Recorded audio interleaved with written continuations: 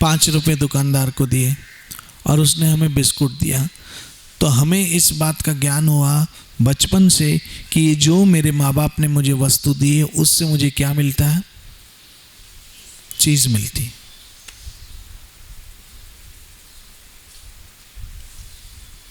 ठीक है, ये बात हमारे दिमाग में, जबकि हमें पैसे की उस समय पहचान भी नहीं होती है, पैसे की उस समय हमें कदर भी नहीं होती, लेकिन हमारे माँ बाप के द्वारा जो वस्तु हमें दी गई उससे हमें मन भावत वस्तु मिलती है, चॉकलेट, टॉफी, बिस्किट, वेफर इत्यादि इत्यादि इत्यादि। इसलिए उस चीज का महत्व हमने समझा कि अरे वाह, इससे तो ये मिल जाता है, इससे तो ये मिल जाता है, इससे तो ये मिल जाता है। फिर जैसे जैसे बड़े हुए वो 5 रुपया 50 रुपये पे आया। जब 50 रुपये लेके मार्केट में गए तो उससे ज्यादा वस्तु मिली तो उसका महत्व और बढ़ा।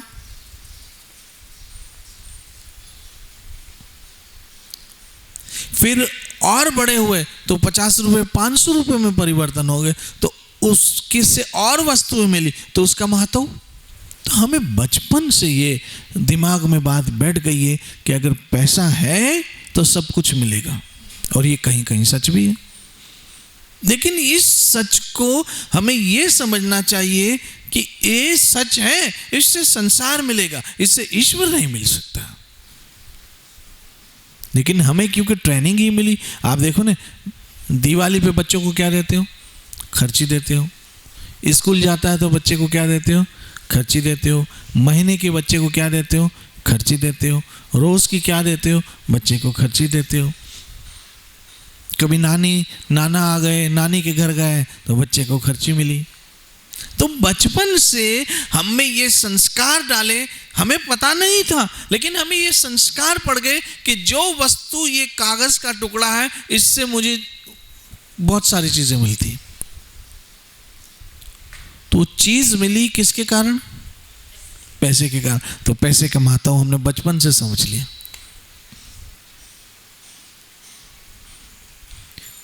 पैसे का महत्व हमने कहां से समझ लिया, बचपन से। और जैसे जैसे बड़े हुए हमें वो टेंडेंसी बढ़ती गई, और जैसे जैसे टेंडेंसी बढ़ गई, हरे कृष्ण के बजाय हाय पैसा बढ़ता गया। हाय पैसा, हाय पैसा, हाय पैसा, हाय पैसा, हाय पैसा, पैसा नहीं कोई तुझ जैसा दिमाग में बैठ गया। क्यों कि जब हम 5 साल के थे तभी से हमें खर्ची मिलना स्टार्ट हो गई। आइसक्रीम चाहिए, पैसा। ये अलग बात है, पहले सिक्के मिलते थे, बाद में नोट मिले, लेकिन वो वस्तुएं हम समझ गए कि ये जो मेरे माँ बाप ने मुझे दिया है, इससे मैं जो चाहूं वो खरीद। तो ये महत्व हमारे दिमाग में बैठ गया। लेकिन जब हम सदगुरु के पास पहुंचते हैं तब हमारे दिमाग में एक और बात का महत्व बैठता है कि पैसे से संसार मिलेगा, दो मत नहीं है, लेकिन हरि नाम से हरि मिलेगा। यहां भागवत जब आप भजन करोगे, हरे कृष्ण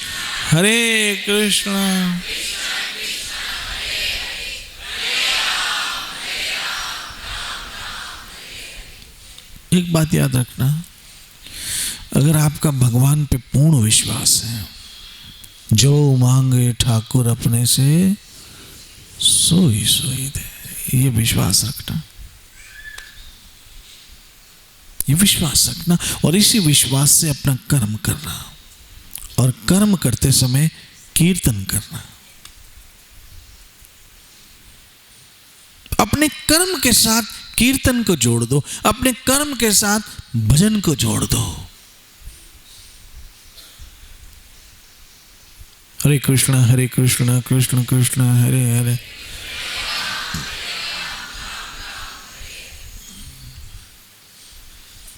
अपने कर्म के साथ कीर्तन जोड़ दो। कैसे? नींद से उठते हो, हरि नाम से उठो। बिस्तर से जब पहला पांव जमीन पे रखते हो हरि नाम से। बिस्तर से जैसे कदम रखते हो हरि नाम से, कृष्णाय वासुदेवाय देवकी नंदनाय च गोप कुमाराय, हे गोविंद मैं आपको प्रणाम करता हूं।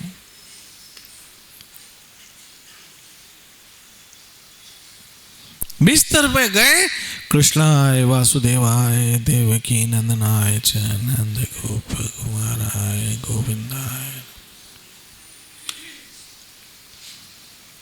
गाड़ी में बैठे, गाड़ी में कार का दरवाजा खोल रहे हो,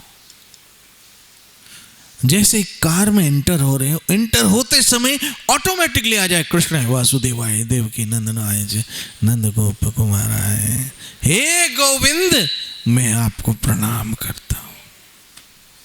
ट्रेन में चढ़ो, गाड़ी चढ़ो, मोटर से उतरो, कहीं भी ये इनबिल्ट हो जाना चाहिए, हरि नाम से जुड़ो। कोई भी काम करने से पहले हरि नाम, कोई काम समाप्त करने के पश्चात हरि नाम, ईश्वर के नाम से जुड़े रहो। ट्रेन में चढ़ रहे हो, चढ़ते समय जैसे ही ट्रेन में चढ़े, आपका कदम ट्रेन में चढ़ते ही ये नाम इनबिल्ट हो जाना चाहिए, आदत पड़ जानी चाहिए, कृष्णाय वासुदेवाय देवकी नंदनाय च, हे गोविंद मैं आपको प्रणाम करता हूं, हे गोविंद मैं आपके नाम से ये सब कुछ आरंभ कर रहा हूं, मैं आपके नाम से आरंभ कर रहा हूं सब कुछ। फ्लाइट हो, गाड़ी हो, ट्रेन हो, बाइक हो, कुछ भी हो, इनबिल्ट आपके अंदर हरि नाम हो। हरे कृष्ण कृष्ण कृष्ण हरे हरे।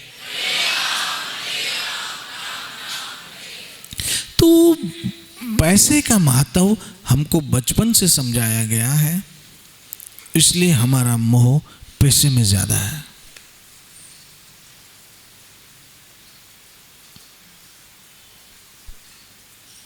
लेकिन हरि नाम का महत्व हमें किसी ने समझाया ही नहीं, इसलिए प्रायोरिटी, टॉप प्रायोरिटी पैसा। क्योंकि हमें पता है, बच्चे को भी पता है, बच्चा भी ऐसे कहेगा मम्मी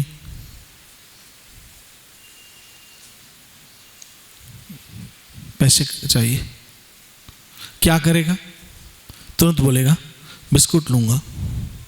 मम्मी पैसे चाहिए, क्या करेगा? टॉफी लूंगा। मम्मी पैसे चाहिए, क्या करूंगा? आइसक्रीम खाऊंगा। उसे पता ये मिलेगा तो वो मिलेगा। तो ये बचपन से हमारे दिमाग में ये बात ठूस दी गई है कि ये मिलेगा तो वो मिलेगा। लेकिन गुरु महाराज कहते हैं हरि नाम मिलेगा तो हरि मिलेगा, और जिसको हरि मिल गया फिर सब कुछ मिल गया, फिर उसको कमी, साहेब के दरबार में कमी कहीं की नहीं, कमी कछू की नहीं, किसी चीज की कमी नहीं है बाप है।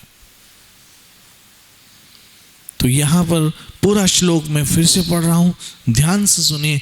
अतः सभी बातों पे विचार करते हुए बुद्धिमान लोग हर एक के हृदय में स्थित तथा परम शुभ गुणों की खान भगवान के पवित्र नाम का कीर्तन की भक्ति को अपनाकर सारी समस्याओं को हल करने का निर्णय करते हैं।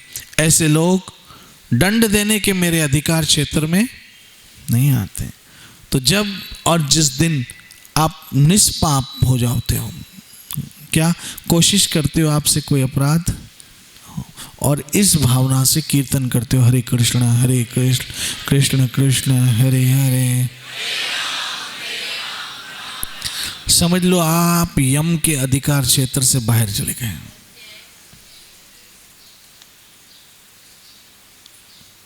यम के अधिकार क्षेत्र से बाहर निकल गए।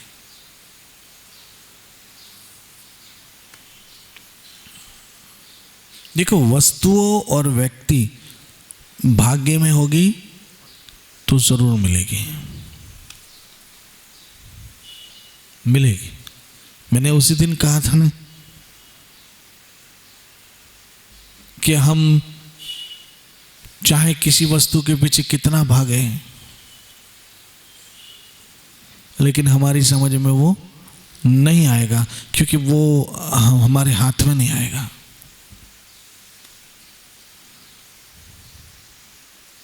वो तो भगवान जानता है। मुझे गाना याद आ रहा है, मेरे नसीब में तू है कि, वो कैसे बोलो तो, मेरे नसीब में तू है कि नहीं, तेरे नसीब में मैं हूं कि नहीं, ये हम क्या जाने, वो वही जाने जिसने बनाया सब, वो वही जानता। और नसीब की चीज कहीं जाने वाली नहीं है। मेरी चीज जो है वो घूम फिर के मेरे पास ही आएगी, वो कहीं नहीं जाने वाली। और कभी कभी हम नहीं चाहते वो वस्तु भी मिल जाती, क्यों होती? हम कहते न खपे न खपे न खपे बाबा, न खपे न खपे, लेकिन वही खपे बाद में,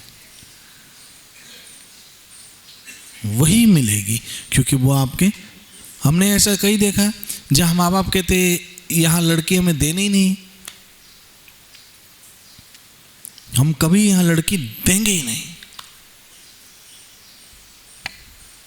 लेकिन अंत में ऐसा कुछ होता है कि वहीं जाती लड़की, देनी पड़ती है। तो ये भाग्य की वस्तु तो मिलेगी, लेकिन हरिनाम भाग्य की वस्तु नहीं है, ये कृपा है।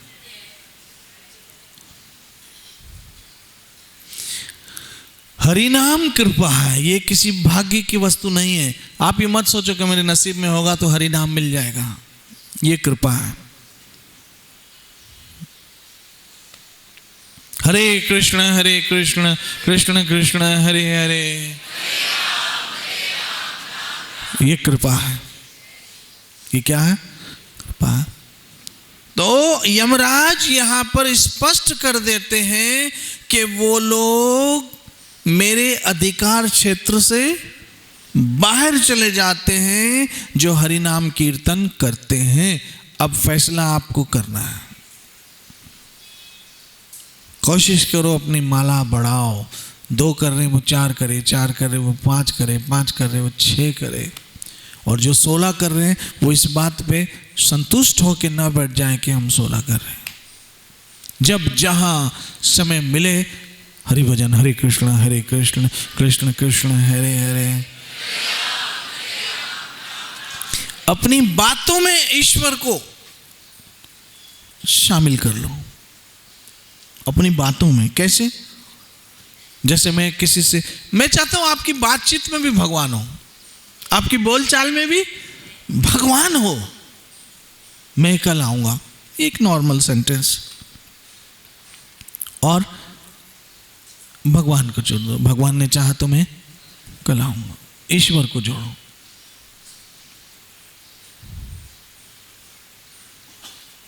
ये घर मैंने लिया, अब इसमें ईश्वर जो, भगवान की कृपा से ये घर मैंने लिया। हर बात में ईश्वर को जोड़ो, ईश्वर को जोड़ दो, भगवान को जोड़ दो। ये भगवान की कृपा से गाड़ी ली, भगवान की कृपा से लड़के की शादी है, तो शादी में आओगे?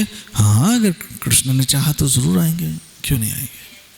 भगवान को जोड़ के रखो अपनी बातचीत में भी, ताकि वो बातचीत भी आपका कीर्तन हो जाए। फोन भी उठाते हो, हेलो के बजाय हरे कृष्ण बोलो। आपकी हर बातचीत में भगवान हो, बस आपकी हर बातचीत कीर्तन हो जाएगी। अच्छा, आप कहोगे सामने वाला भक्त तो वो हो या ना हो, आपको तो वो अपने स्टाइल में चलना है। भगवान ने चाहा तो हम जरूर आएंगे, भगवान की कृपा रही तो जरूर आएंगे, भगवान ने चाहा जरूर आएंगे। वाह, जब कोई सुंदर चीज देखो, वाह क्या भगवान की शान है, वाह प्रभु। आप कुछ वस्तु के द्वारा भी भगवान को याद करोगे। एक बहुत बड़े सूफी संत, उन्होंने एक स्त्री का हाथ देखा देखा इतना हाथ सुंदर है, तो तुरंत आवाज आई जिसका हाथ सुंदर होगा वो पूरा, वो कितना सुंदर होगी। और तुरंत आया कि जिसने उसको बनाया वो कितना सुंदर होगा, तुरंत उसकी लग गई लिंक वहाँ। तो हर बातचीत में मैं आपसे ये अनुरोध करता हूं, आप हर चीज में भगवान को जोड़ के रखो। हर बातचीत में भगवान को जोड़ के रखो। और एक बात याद रखिए, कई बार हमने जन्म लिए पशु योनि के, पक्षी योनि के, जल में, आकाश में, पृथ्वी के नीचे, जमीन के अंदर, हर युग में मां मिली, पिता मिले, बच्चे मिले, पति मिला, पत्नी मिली। और हर युग में हम वही करते रहे जो अब भी कर रहे हैं। हर युग में खाना खाया और वही खाना खाया जो आज भी खा रहे हैं। भाई पक्षी भी क्या खाते हैं? अनाज खाते हैं। मछलियां भी क्या खाती हैं? अनाज खाती हैं। या एक दूसरे को मार के खा जाते हैं, जो अभी भी कर रहा है इंसान। पशुओं को मार के खा जाता है। वही हर जून में क्या। अब जब समझदार आदमी, समझदार इंसान सोचता है कि आखिर ये सब